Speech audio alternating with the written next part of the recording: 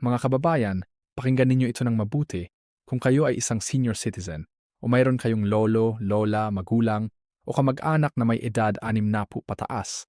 Ang video na ito ay para sa inyo. Huwag ninyong skip ang unang ilang segundo dahil ang impormasyong ito ay maaaring magbago ng buhay ng inyong pamilya ngayong Hunyo 2026. Maraming senior citizens sa buong bansa ang hindi pa alam na may scheduled payout na darating. At kung hindi kayo makakaalam ng tamang petsa at proseso, maaaring mapalampas ninyo ang inyong benepisyo. Kaya naman, manatili kayong nakatuon sa video na ito hanggang sa dulo dahil ibibigay ko sa inyo ang lahat ng detalye, ang tamang schedule, ang tamang halaga, at ang mga bagay na dapat ninyong malaman bago pumunta sa distribution site. At bago pa tayo magsimula, kung gusto ninyong palaging updated sa mga ganitong balita na direktang nakakaapekto sa inyong pamilya, pindutin na ang like button ngayon at i-subscribe sa channel na ito para hindi kayo mapag-iwanan sa susunod na mahahalagang anunsyo. Ngayon, pag-usapan natin ang pinaka-importanting tanong. Magkano ba talaga ang matatanggap ng mga senior citizens sa payout na ito ngayong Hunyo 2026? Ayon sa pinakabagong impormasyon, ang bawat karapat-dapat na senior citizen ay makakatanggap ng 3,000 piso. Ito ay bahagi ng Social Pension Program na pinapatakbo ng Department of Social Welfare and Development o DSWD na naglalayong tulungan ang mga indigent senior citizens sa buong Pilipinas. Ang 3,000 pisong ito ay kumakatawan sa 2 buwan na stipend, 1,000 at 500 piso kada buwan na pinagsama para sa mas madaling pamamahagi. Mahalaga na maintindihan ito ng lahat dahil minsan ay may mga nagtatanong kung bakit 3,000 lang at hindi 6,000 o mas malaki pa. Ang sagot ay simpleng, ang schedule ng payout ay depende sa kung kailan huling natanggap ng benepisyaryo ang kanilang stipend at ang 2 buwang halaga ay ang standard na ibinibigay sa bawat tranche ng pamamahagi. Kaya naman, huwag kayong mag-alala. Basta kayo ay nasa listahan ng DSWD bilang qualified na benepisyaryo, tiyak na mayroon kayong makukuha. Pero sino ba talaga ang mga karapat-dapat tumanggap ng social pension? Mahalaga itong malaman ng bawat isa sa inyo. Una, kailangan na ang senior citizen ay may edad 60 taon pataas. Pangalawa, kailangan silang maging Pilipinong mamamayan. Pangatlo, kailangan silang maging indigent. Ibig sabihin, sila ay kabilang sa mahirap na sektor ng lipunan at hindi nakakatanggap ng anumang pensyon mula sa SSS, GSIS, o anumang iba pang retirement benefit mula sa gobyerno o pribadong sektor. Pang-apat, hindi sila dapat nagtatrabaho at may regular na pinagkakakitaan. At pang-5, sila ay dapat na nakatira sa lugar na saklaw ng programa at nakapagparehistro na sa kanilang lokal na DSWD office o sa kanilang barangay. Kung natutugunan ng inyong lolo, lola o kamag-anak na senior citizen ang lahat ng kondisyong ito at hindi pa sila nakakatanggap ng social pension, maaari silang lumapit sa kanilang municipal o city DSWD office para sa pagpapatala. Huwag ninyong hayaang mapalampas ang benepisyong ito dahil sa kakulangan ng kaalaman. Ngayon naman, pag-usapan natin ang payout schedule para sa Hunyo 16, 2026.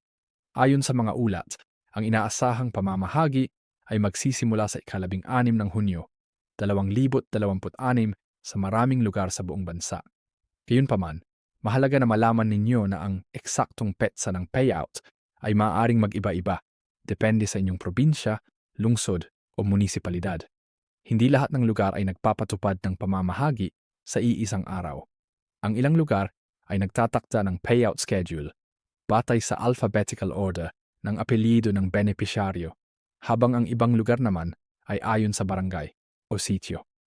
Kaya naman, lubos na inire-rekomenda na makipag-ugnayan kayo sa inyong lokal na DSWD office, sa inyong barangay hall o sa inyong municipal hall para malaman ang eksaktong petsa at lugar ng payout sa inyong lugar. Huwag umasa lamang sa chismis o sa mga kakilala. Ang opisyal na impormasyon ay palaging mas maaasahan. Isa sa mga pinakamadalas na tanong ng mga benepisyaryo ay ito. Ano ba ang mga dapat dalhin sa araw ng payout? Napaka-importanting ito dahil maraming senior citizens ang napupunta sa distribution site nang walang kumpletong dokumento at napipilitang umuwi ng walang natanggap Huwag hayaang mangyari ito sa inyo o sa inyong mga mahal sa buhay. Una, ang benepisyaryo ay dapat magdala ng valid na government-issued identification card. Maaaring ito ay ang Senior Citizen NRN ID, ang PhilSys National ID, ang Voters ID, o anumang iba pang ID na may larawan at pirma. Pangalawa, kung ang senior citizen ay hindi makakarating ng personal dahil sa karamdaman, kapansanan, o anumang katanggap-tanggap na dahilan, maaaring magpadala ng authorized representative. Ngunit kailangan ng authorization letter na may pirma ng benepisyaryo, kasama ang valid ID ng parehong benepisyaryo at ng kinatawan. Pangatlo, maaaring hinihingan din ng kumpirmasyong dokumento mula sa barangay na nagpapatunay na ang senior citizen ay buhay pa at nakatira pa rin sa naturang lugar. Mas mainam na magdala ng kopya ng lahat ng inyong dokumento para sa kaso na may hanapin pang iba ang mga tagapamamahagi. Nais ko ring bigyan ng babala ang lahat tungkol sa isang bagay na napakaseryoso. Sa tuwing may payout na nagaganap, lagi na ring may mga taong nagsasamantala sa mga mahihirap at matatandang benepisyaryo.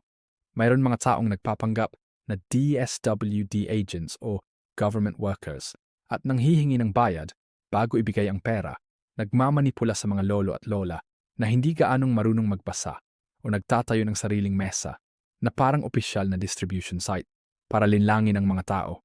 Ang social pension ay libre.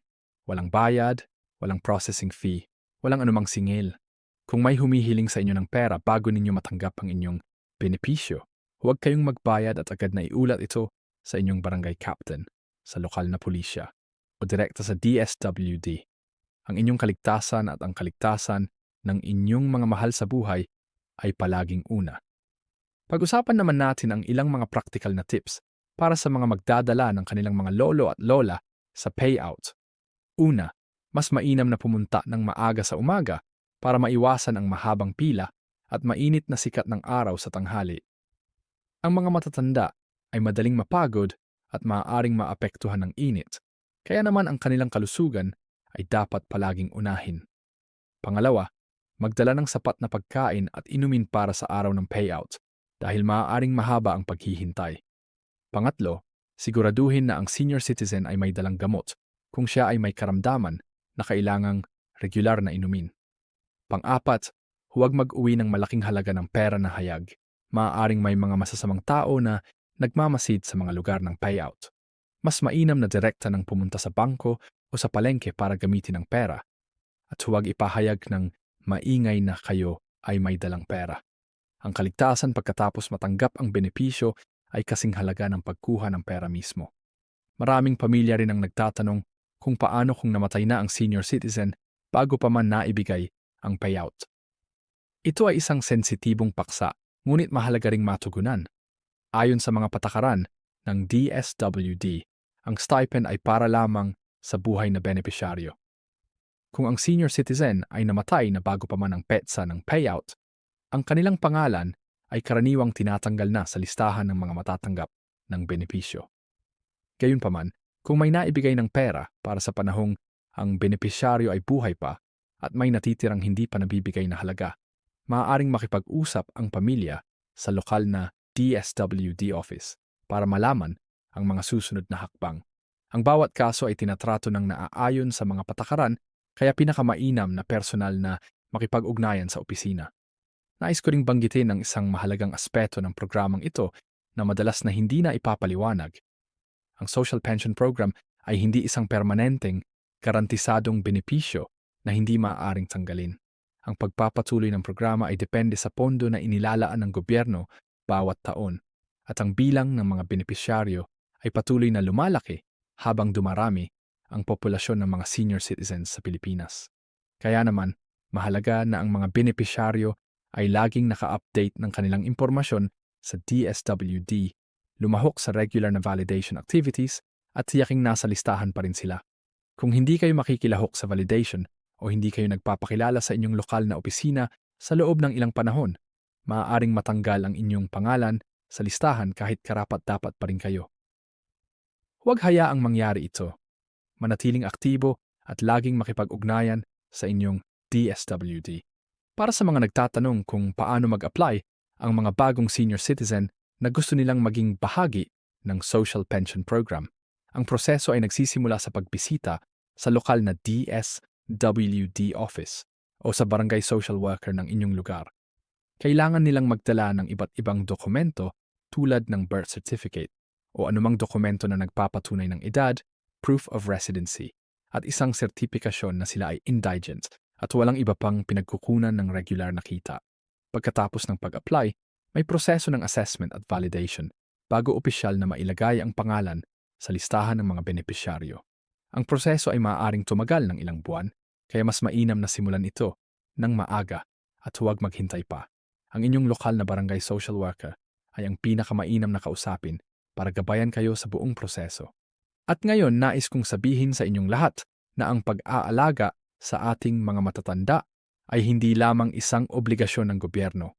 Ito ay isang responsibilidad ng bawat pamilya at ng buong lipunan. Ang mga lolo at lola natin ay gumugol ng kanilang buong buhay para sa ating kapakanan at ngayon na ang ating pagkakataon na ibalik ang pagmamahal at pag-aalaga sa kanila. Ang 3,000 piso ay maaaring hindi malaki para sa ilan, ngunit para sa maraming indigent senior citizens na ito lang ang kanilang regular na pinagkukuhanan ng kaunting halaga, ito ay napakalaking bagay. Kaya naman, kung kilala kayo ng isang senior citizen na karapat-dapat sa programang ito, ngunit hindi pa nakakatanggap, tulungan sila. Ibahagi ang impormasyon, samahan sila sa pagpunta sa opisina, at tiyaking hindi sila mapag-iwan. Mga kababayan, bago tayo magtapos, nais ko na lang sabihin sa inyong lahat na mag-iwan ng komento sa ibaba. Sabihin ninyo kung nakatulong ba sa inyo ang video na ito o kung mayroon kayong mga katanungan tungkol sa Social Pension Program. Ang inyong mga komento ay napakahalaga para malaman namin kung anong mga paksa ang kailangan pa naming talakayin para sa inyo. At kung sa tingin ninyo ay maraming tao sa inyong komunidad ang makikinabang sa impormasyong ito. Ang mga kapitbahay, ang mga kaibigan, ang mga kamag-anak na may matatandang miyembro ng pamilya. Mangyari lamang na i-share ang video na ito. Ang isang simpleng share ay maaaring makarating sa isang senior citizen na desperadong naghahanap ng tulong at impormasyon. Sama-sama nating tulungan ang ating mga matatanda. Maraming salamat sa inyong panunood at hanggang sa susunod na video, alagaan ninyo ang inyong sarili at ang inyong mga mahal sa buhay.